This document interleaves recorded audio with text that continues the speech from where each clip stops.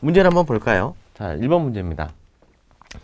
객체 지향 시스템 테스트의 설명으로 옳지 않은 것은? 이라고 했네요.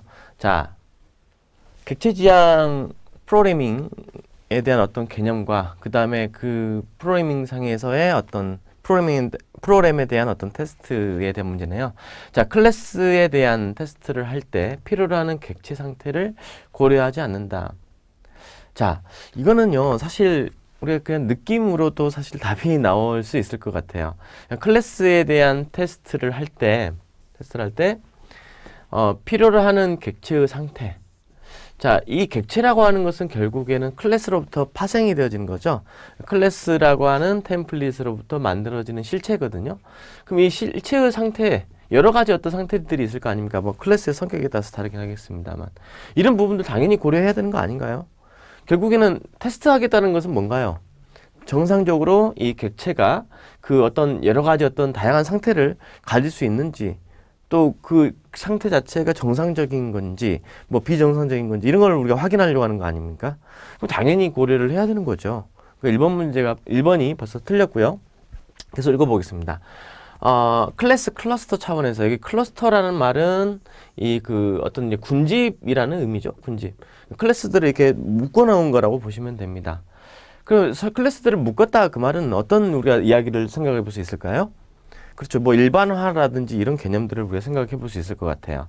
그러니까 예를 들어서 뭐 가령 원이 있고 또 사각형이 있고, 예, 뭐 삼각형이 있었다 라고 한다면 이와 같은 클래스들을 가지고 있는 부모 클래스, 예, 부모 클래스로 뭐 도형이라는 클래스가 있다.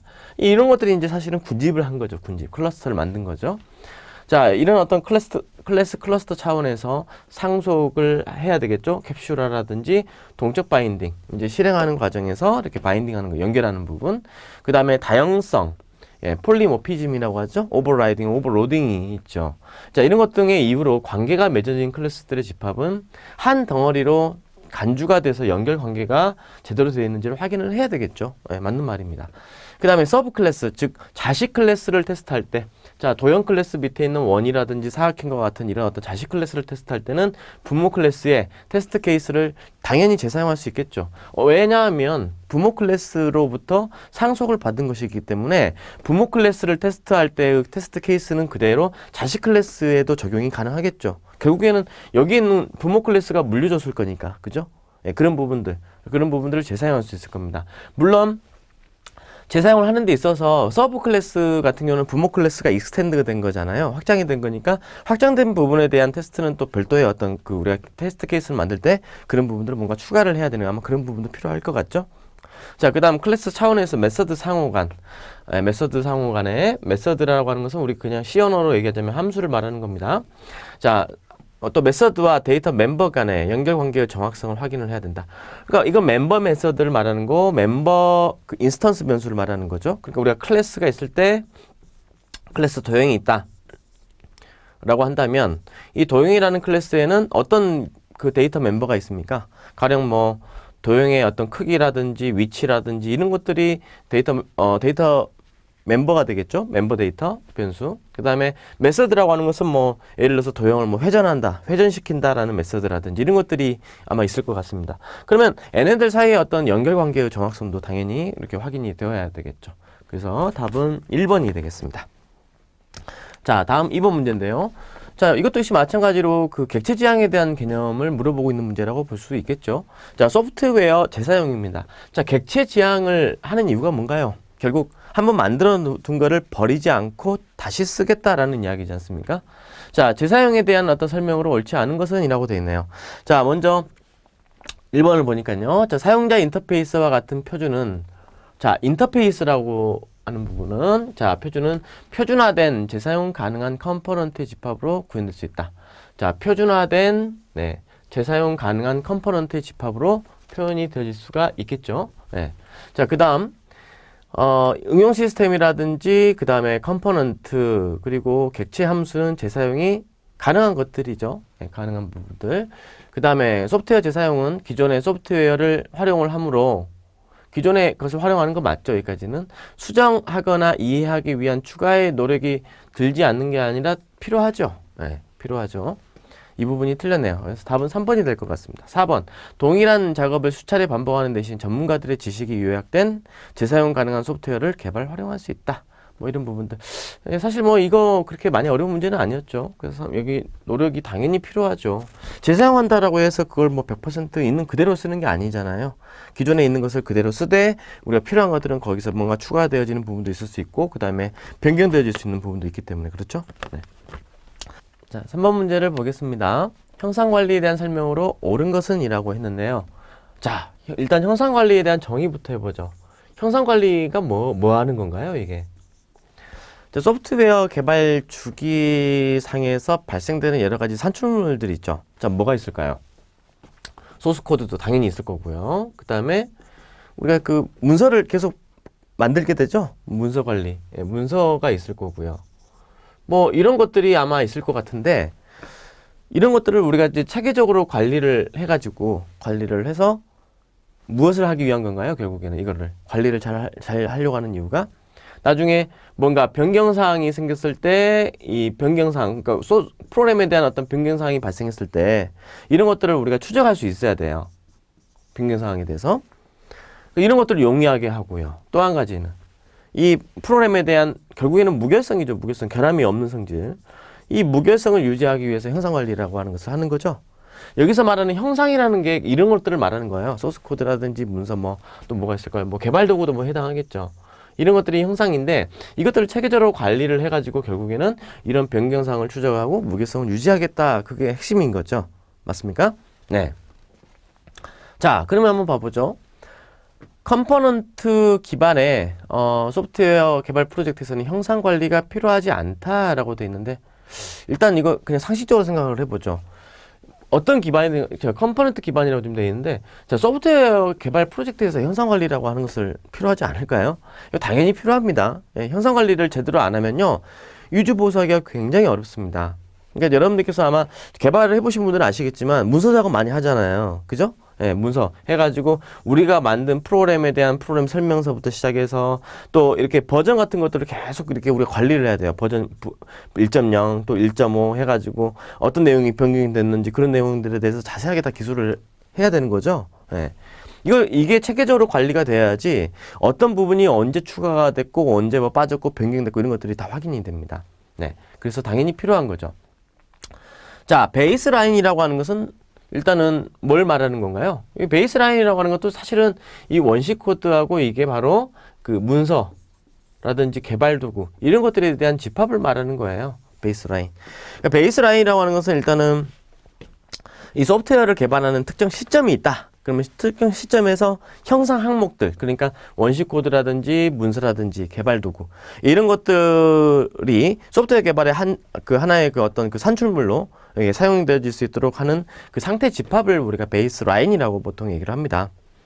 그래서 베이스 라인은 결국에는 이제 뭔가 개발을 하는 데 있어서 그 토대가 되는 거죠. 기본적으로 토대가 되는 거고 이것도 마찬가지의 어떤 공식적인 어떤 변경 요청이 있었을 때 이런 어떤 변경 통제 절차 이런 것들에 따라서 변경이 되어질 수가 있는 성격을 가지고 있는 게 베이스 라인입니다. 단위 테스트를 통과를 한 것은 이거는 사실은 관계가 없죠. 예. 예. 그래서 이제 이 부분이 좀 설명이 좀 잘못된 것 같죠? 그리고 사실 원시 코드의 집합뿐만 아니라 문서라든지 개발 도구까지도 포함이 되어야 될 것 같습니다. 다음에 3번 문제. 3번은요. ISO 9000에서는 자, ISO 9000이 결국에는 품질 보증에 관련된 그 문서죠. 예. 형상 관리에 대한 언급이 없는 게 아니라 당연히 있습니다. 품질 보증과 관련된 부분이기 때문에 있는 거고. 자, CMMI에서는 형상 관리 프로세스를 요구한다라고 되어 있는데, 자, CMMI에서는요, 우리 그 전반적인 어떤 프로세스 영역에 대해서 이렇게 요구를 하고 있죠. 그래서 이 3번도 좀 잘못됐고요. 4번이 그러면 답이 되겠네요. 자, 형상 관리는 소프트웨어 품질 보증을 위한 주요한 요소다. 그리고 주 임무는 변경의 통제. 그러니까 변경사항이 발생했을 때 이걸 통제할 수 있어야 되겠다라는 이야기입니다. 결국 이 무결성이라든지 뭐 추적을 할 수 있도록 용이하도록 해야 되겠다. 뭐 그거 아니겠습니까? 그래서 답이 이제 4번이 되겠죠.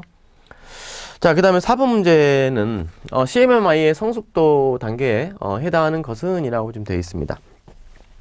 자, 표준 프로세스를 면밀히 검토하여 보완하고 또 최신 기술들을 반영해서 지속적으로 이게 중요한 말이네요.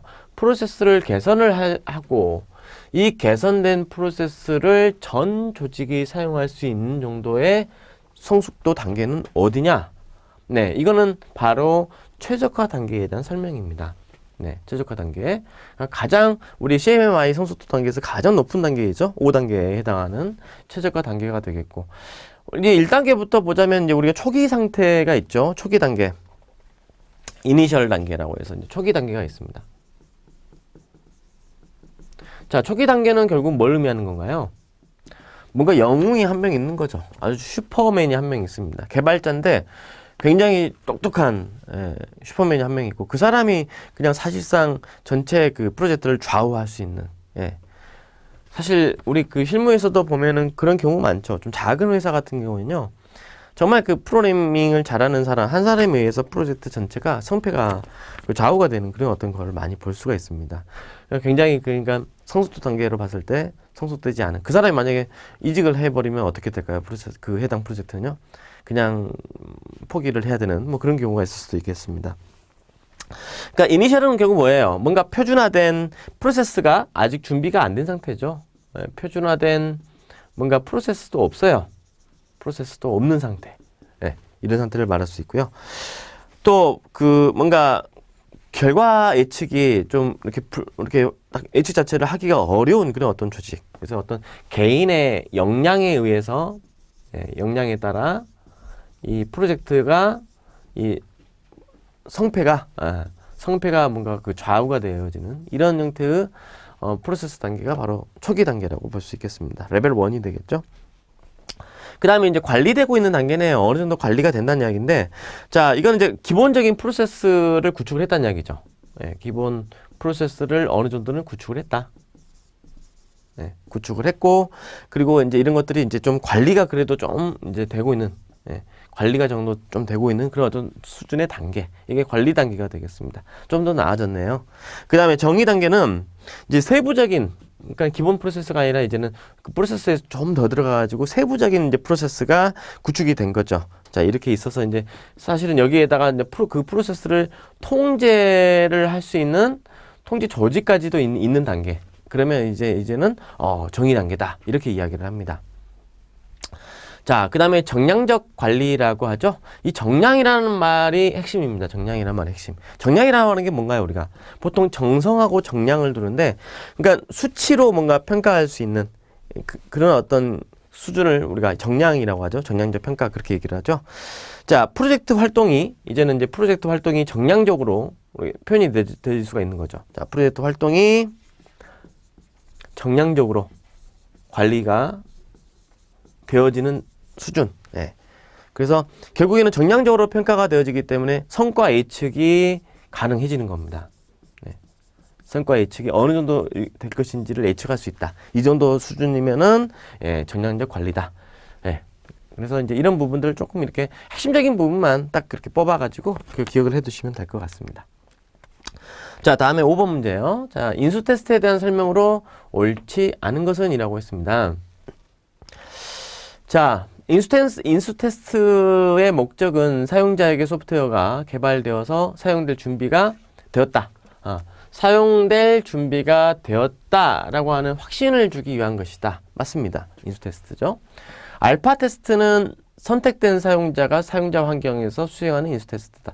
사실 이 어떤 선택된 사용자가 사용자 환경에서 수행하는 인수 테스트가 뭔가요? 이건 베타 테스트죠. 베타 테스트. 베타 테스트이고요. 이 베타 테스트도 뭐 오픈 베타, 클로즈 베타 이렇게 있죠. 이제 더 세부적으로 나누면은 근데 이제 예를 들어서 이제 뭐 클로즈 베타는 이제 딱 이게 몇 명 해가지고 정해놔가지고 이제 그 사람들만 가지고 하는 거고, 오픈은 이제 다 전체에 대해서 오픈이 되어져 있는 그런 어떤 테스트가 되는 거죠. 이게 베타 테스트를 말하는 거고, 베타 테스트 전에 이제 알파 테스트를 하게 되는 거죠. 알파 테스트를 한 다음에 베타 테스트를 하게 되는데, 알파 테스트는 뭔가요, 보통? 제 조직 내에서 보통 이루어지죠. 소프트웨어 개발을 하는 그 과정에서 이루어지는 첫 번째 테스트가 알파 테스트입니다. 그래서 이제 그 개발 회사 내부에서 이렇게 이루어지는 테스트다. 그렇게 이해하시면 될 것 같습니다. 그래서 이게 답이 2번이 되겠네요. 자, 사용자 스토리를 작성하면서 함께 작성한 테스트 시나리오에 따라서 고객이 직접 테스트를 하는 게 자, 인스 테스트죠. 또 개발자 팀이 소프트웨어를 사용자에게 배포해서 사용자가 자신의 컴퓨터 환경 또는 실제 상황에서 수행하는 테스트. 인스 테스트 중에 잘 되어져 있네요.